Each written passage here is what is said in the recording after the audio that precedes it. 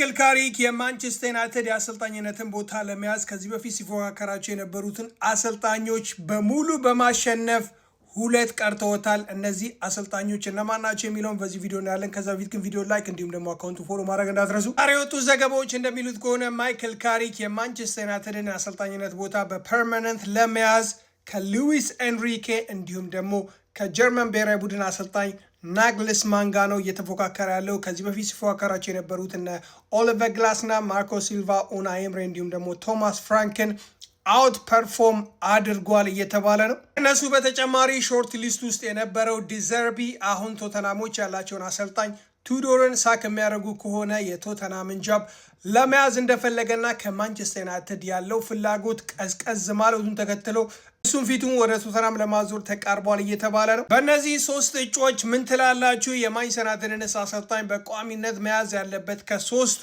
በተርታ እነማን ናቸው ብላችሁ ታስባላችሁ? እኔ ከዚህ በፊት በተደጋጋሚ እንዳልኩት the only reason ማይክል ካሪክ ይህንን የማንቸስተር ዩናይትድን የቋሚነት አሰልጣኝ መያዝ ያሌለበት ሉዊስ ኤንሪኬ ማንቸስተር ዩናይትድን ለማሰልጠን የሚስማማ ከሆነ ነው። ኢቨን በሊስት ውስጥ ሁለተኛ ደረጃን የያዘው ናግልስማን ለማንቸስተር ዩናይትድ ሚመጠናል ወይንም ደግሞ ሱተብል ይሆናል ብዬ አላስብም። እርግጥ ነው ይህ አሰልጣኝ ከዚህ በፊት ከማንቸስተር ዩናይትዱ የስፖርቲንግ ዳይሬክተር ክሪስቶፈር ቪቭል ጋር ሰርቷል። ነገር ግን ያለው ዕድሜ እንዲሁም ደግሞ የፕሪሚየር ሊግ ኤክስፒሪየንስ የኮሚኒኬሽን ስኪሉ ከማይክል ካሪክ የተሻለ ነው ብዬ አላስብም።